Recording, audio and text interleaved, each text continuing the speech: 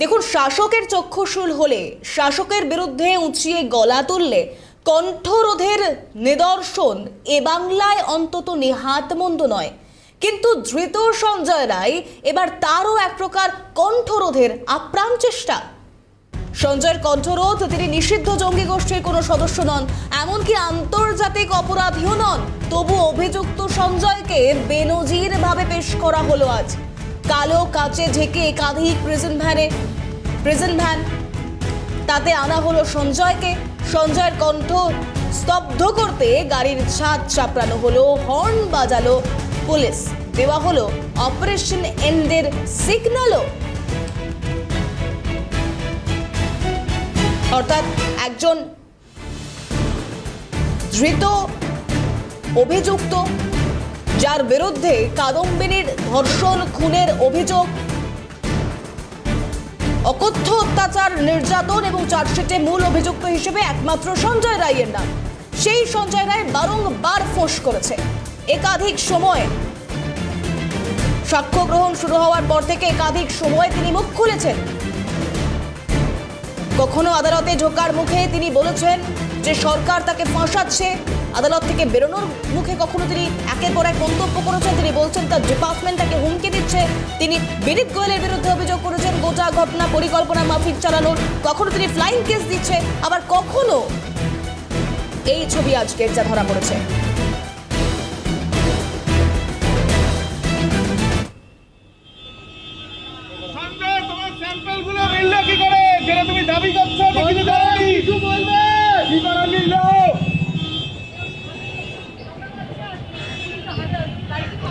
দেখুন, সেই ছবি আপনাদেরকে দেখাচ্ছি। প্রথমে একটা অপারেশন চলছে, অর্থাৎ গাড়ির ছাদ চাপড়ানো হচ্ছে, জোরে জোরে হর্ন বাজানো হচ্ছে।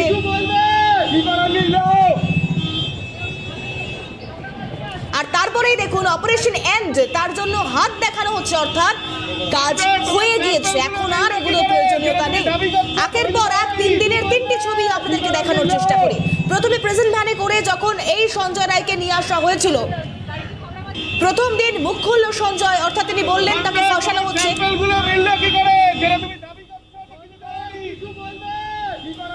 ধর্ষণ খুন করা হয়নি, ধর্ষণ খুনের সঙ্গে তিনি যুক্ত নয়, তিনি এতদিন চুপ ছিলেন, কিন্তু তার কথা কেউ শুনছে না। তারপরেই সঞ্জয়ের মুখে বিনীত গোয়েলের নাম। গোটা ঘটনায় নাকি পরিকল্পিত। আর আজ যাতে সঞ্জয়ের কণ্ঠরোধ করা যায়, তার গলার আওয়াজ এবং সাংবাদিকদের প্রশ্ন কোনো কিছুই দুজনের কাছ অব্দি দুতরফে পৌঁছতে না পারে, তার জন্য অভিনব প্রয়াস। অর্থাৎ এরপর বলা ভালো কিছুই বাকি রাখা হলো না প্রশাসনের তরফ থেকে।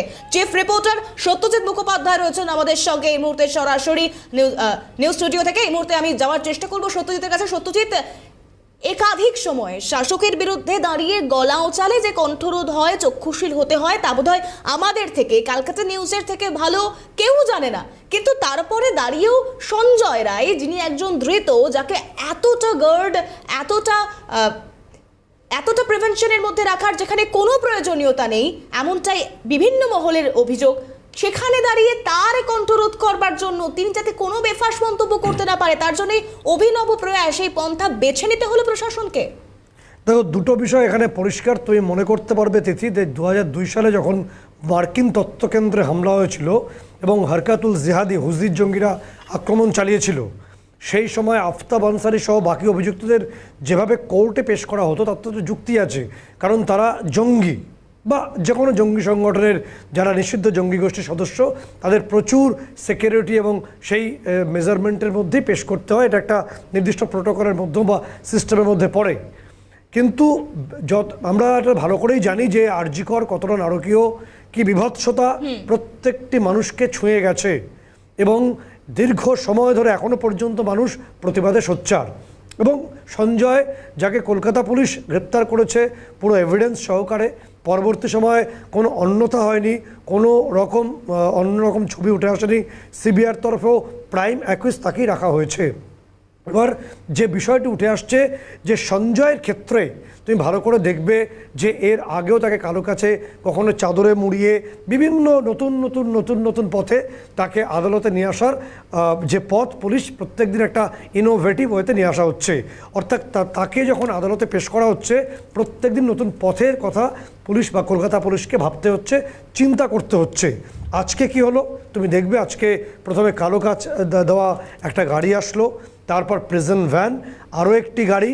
কলকাতা পুলিশের যারা নির্দিষ্টভাবে যে কর্মীরা রয়েছেন বা অফিসাররা আধিকারিকরা রয়েছেন যারা মূলত গাড়ির উপর উঠেছিলেন, এরা যে এত সুন্দর সঙ্গীতের সঙ্গে সঙ্গত নিশ্চয়ই করতে পারেন বলে অনেকে মনে করতে পারবেন, মানে হর্ন এবং যে গাড়ির বাজনা সুন্দর মিলিয়েছেন। তুমি দেখবে যে তাতে কিন্তু কোনোভাবেই সঞ্জয়ের কান অবধি কিছু পৌঁছবে না, যদি বা ও কিছু বলতেও চায় সেটা মিডিয়া অবধি আসবে না। এবং মাঝখানে বাঁধ হয়ে কারা রয়েছেন কলকাতা পুলিশের, যারা সত্যিকারের এটা জানা নেই আমাদের যে এরা সবাই এআর রহমানের কাছ থেকে স্পেশালি কোনো তালিম নিয়েছেন কিনা, কিন্তু সুন্দর সঙ্গীত সাধনা এরা পটু বলেই অনেকে মনে করতে পারছেন বা মনে করবেন।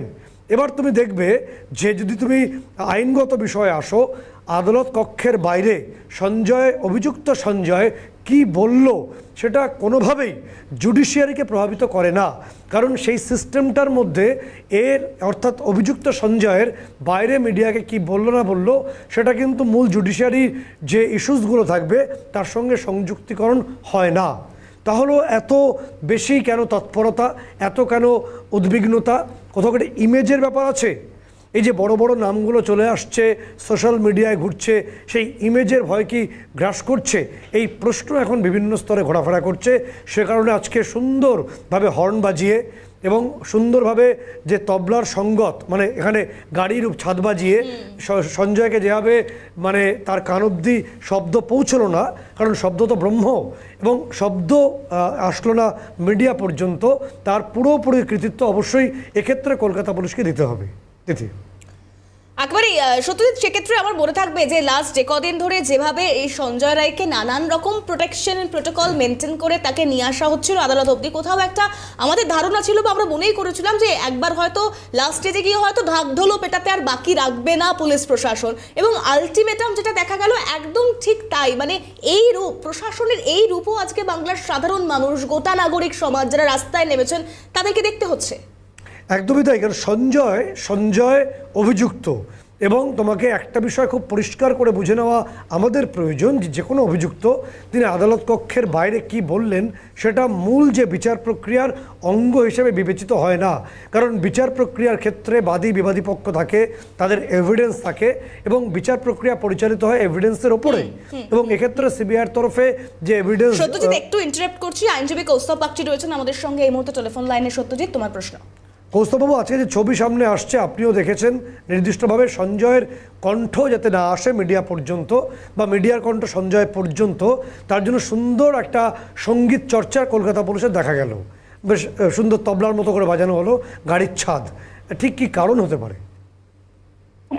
আমরা অতীতে এই জিনিস দেখেছি, যখন কুণাল ঘোষ যখন জেলে ওকে নিয়ে আসা হতো প্রিজন ভ্যানে করে, একই জিনিস করা হতো। এই তো ওদের নতুন টেকনিক না, এটা তো পুরোনো টেকনিক, এটা নতুন টেকনিক নয়। এটা এখন কুণাল ঘোষ তারপরে জেল থেকে ছাড়া পাওয়ার পরে কুণাল ঘোষ মুখপাত্র হয়েছে, দলের বড় নেতা হয়েছে। এখন সঞ্জয় রায় যদি জেল থেকে যদি এদের যা অবস্থায় সঞ্জয় রায় বেরিয়ে গেলে এরা সঞ্জয় রায়কেও কোনোদিন দলের নেতা বানিয়ে নেবে। এদের এগুলো কৌশলগুলো নতুন কিছু না। এই সময় তখনও কুণাল ঘোষ তখন সরকারের বিরুদ্ধে কথা বলতেন, মমতা বন্দ্যোপাধ্যায়কে চোর বলতেন বলে এই জিনিসগুলো করতো।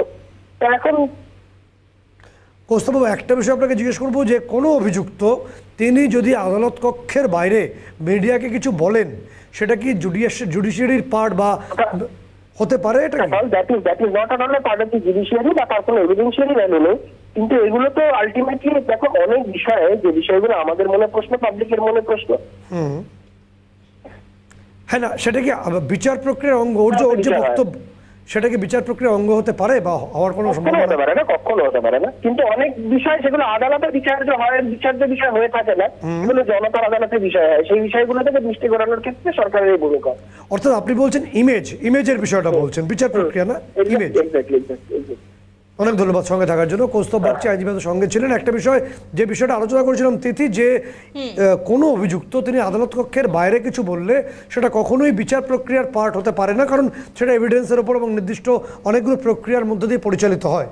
ফলে সঞ্জয় রায় যেটা বলছে সেইটা, যেটা কৌস্তব বাগচি বলতে চাইলেন বা বললেন, যে জনতার ক্ষেত্রে ইমেজ, অর্থাৎ তার মুখ থেকে একাধিক, কখনো কলকাতার প্রাক্তন পুলিশ কমিশনারের নাম আসছে, কখনো রামের নাম, শ্যামের নাম, বিভিন্ন নাম দিয়ে আসছেন। সত্যজিৎ, এখান থেকে দাঁড়িয়ে যেহেতু পুলিশের এই একটা নয়া কীর্তি, একদম অভিনব একটি প্রয়াস, এবং সেখান থেকে দাঁড়িয়ে এই মুহূর্তে আমরা প্রাক্তন পুলিশ কর্তা অরিন্দম আচার্য তার সঙ্গে টেলিফোন লাইনে যোগাযোগ করতে পেরেছি। সত্যজিৎ, অরিন্দমবাবু, আপনি দীর্ঘদিন পুলিশে ছিলেন, আপনি অনেক বড় বড় অপরাধের কিনারা করেছেন, আমরা জানি সেটা, কিন্তু এরকমভাবে অপরাধীকে পেশ করা হচ্ছে এবং পুলিশ কর্মীদের বড় অংশ সুন্দরভাবে, যেভাবে এআর রহমানের ট্রুপে সঙ্গীত সাধনা করা হয়, তবলা টবলা বাজাতে পারেন, সেভাবেই প্রায় বাজাচ্ছেন, এরকম ছবি দেখেছেন? দেখুন ভাই, প্রথম কথা, এই যে কারণটা আপনারা যেটা বললেন, আজকে টিভিতেও দেখলাম, অন্যান্য চ্যানেলে, এটা অত্যন্ত হাস্যাস্পদ নয়? মনে হয় না এটা হাস্যাস্পদ? ভারতের এতগুলো রাজ্যে A list accused person, he has not been convicted, তাকে নিয়ে আসার সময় এরকম কোথাও দেখেছেন কি? এবার আপনাকে বলি, এটা কারণটাই একটা হচ্ছে যে তার বক্তব্য যে বিস্ফোরিত হচ্ছে, এগুলো যাতে কেউ না শুনতে পারে, কোনো মিডিয়া যাতে না শুনতে পারে। আমি ভাই 38 বছর চাকরি করেছি, এই সমস্ত আসামিদের, বড় বড় নাম করা আসামিদের ওসিকেই নিয়ে যেতে হয়েছে। নিয়ে দিয়ে আসার মধ্যে দেখবেন যে প্রিজন ভ্যান থেকে যে সমস্ত অ্যালিস্ট অ্যাকিউজ পার্সনকে, এগুলো কি হয় বলুন তো, জেল থেকে পাঠানো হয়। জেল থেকে যে গাড়িটা যায় সেখান থেকে ফোর্স যায়, কিন্তু এই যে যখন নিয়ে আসে না, তখন মর্মান্তিক দৃশ্য দেখবেন। জাল থেকে যে 21% তার ওয়াইফকে হয়তো বলো ভালো থাকবি, অমুক থাকবি, সেটা তো হয়তো বলে, কিন্তু এখানে যা দৃশ্যটা দেখতে পাচ্ছি, এটা আজকে আমি টিভিতে দেখছিলাম, এত মানে আমাদের মানে সত্যি এত লজ্জা লাগছে না। যে আপনারা তো জানেন যে একটা কেসে যখন চার্জশিট হয়ে যায় বা যখন অ্যারেস্ট হয়ে যায়, অ্যাকিউজডের দামের কোনো মূল্য নেই, তখনই দামের মূল্য হয় যখন নাকি, যেমন ইডি বাই সিবিআই, এই সিবিআই একমাত্র ক্যান ডু দ্য নিডফুল, যখন ট্রায়াল হবে তার একটা অপিনিয়ন নেয়, বা সিবিআই তাকে রাজসাক্ষীও করতে পারে, এরকম অনেক ইতিহাস আছে। কিন্তু এই রকম ঘটনা, তার বক্তব্য যাতে সাধারণ মানুষ বা কোনো মিডিয়া না শুনতে পারে, এটা কিন্তু কি বলুন তো, এটা খুব হাস্যাস্পদ। আমার ইমেজের প্রশ্ন আসছে, ইমেজের ভাবমূর্তি ক্ষুণ্ণ হওয়ার ভয় কাজ করছে। একদম তো সত্যি। আজকে দেখুন না আপনি, এই কথাটা রিপিট আমি করছি না, এই সঞ্জয়ের ব্যাপারটায় আমি মানে 11 তারিখ থেকে বলে আসছি, ইট হ্যাজ বিন ক্রিয়েটেড। কেন আমি বলছি? ওখানকার ডাক্তাররা যা বলেছে, পরবর্তীকালে পেপার পড়ে আমি আপনাকে আবার বলছি, এটা ক্রিয়েটেড। এখন সেদিন শুনলাম যে ওইখানে সঞ্জয় রাত 3:30-র সময় গেছে, 9 তারিখে ভোর 3:30-র সময় গেছে, এবং সবচেয়ে বিস্ফোরিত যেটা, যে ক্যালকাটা পুলিশের যে ফিঙ্গারপ্রিন্ট ডিপার্টমেন্টের কনস্টেবল পর্যন্ত খুব সুচারু বুদ্ধিতে আজকে ওখান থেকে সমস্ত এভিডেন্স গুলো লোপাট করে দিয়েছে। অনেক ধন্যবাদ সঙ্গে, অনেক ধন্যবাদ সঙ্গে থাকার জন্য। অরিন্দম আচার্য আমাদের সঙ্গে ছিলেন। একটা বিষয় খুব পরিষ্কার, যেটা নির্দিষ্টভাবে যে ছবিটা উঠে আসছে, এটা যেটা অরিন্দমবাবু বলছিলেন যে ক্রিয়েটেড না ফ্যাব্রিকেটেড, আমরা সেটা বলতে পারবো না। তবে এক্ষেত্রে কুণাল ঘোষের একটি বক্তব্য সামনে আসছে, কি বিষয় নিয়ে তিনি বলেছেন, এই ব্যাপারটা নিয়ে দর্শকদের শোনানোর চেষ্টা করব। সিবিআই যেখানে মামলা করছে, সেখানে রাজ্য সরকার পুলিশ দিয়ে আমাকে হেনস্থা করা হচ্ছে। মিথ্যা মামলায় সিবিআই যেখানে মামলা করছে, যার মুখ্যমন্ত্রী অ্যারেস্ট করুন, যার মুখ্যমন্ত্রী অ্যারেস্ট করুন,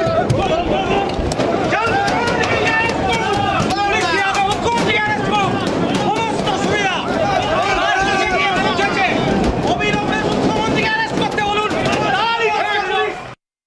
অর্থাৎ পুরো বিষয়টা বোঝা গেল যে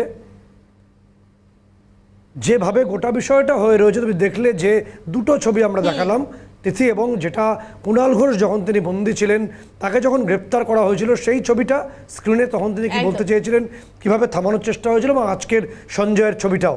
দুটো ছবির মধ্যে মিল খুঁজতে অনেকেই পারবেন, অনেকেই পারবেন না, পারা না পারাটা ব্যক্তিগত।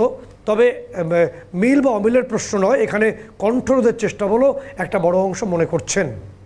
একেবারেই তাই সত্যজিৎ, এবং যে প্রসঙ্গগুলো একে একে সামনে এসে আপাতত ধন্যবাদ জানাবো চিফ রিপোর্টার সত্যজিৎ মুখোপাধ্যায় ছিলেন আমার সঙ্গে, সরাসরি কথা বলছিলাম তার সঙ্গে, এবং আলোচনার বিষয়বস্তু হোক বা ঘটনাক্রম, সঞ্জয়ের কণ্ঠরোধ করবার জন্য যে প্রস্তুতি নিতে হয়েছে, যে চিন্তা ভাবনা করতে হয়েছে, যেভাবে তা বাস্তবায়ন করতে হয়েছে, তা দেখে অরিন্দম বাবুর কথায় হয়তো প্রচুর সংখ্যক মানুষ বাংলার বাইরের প্রচুর সংখ্যক মানুষ তারা হাসবেন, কেউ মুচকি হাসবেন, কেউ বা প্রাণ খুলে হাসবেন, কিন্তু সত্যিই কি এভাবে বাংলার প্রশাসন, বাংলার সরকারকে দেখতে চেয়েছিলেন মানুষ? এভাবে একজন ধৃতের কণ্ঠরোধ করতে চেয়ে ঠিক কি প্রমাণ করতে চাইল সরকার, প্রশাসন, সে প্রশ্নটা থাকছেই জনমানসে।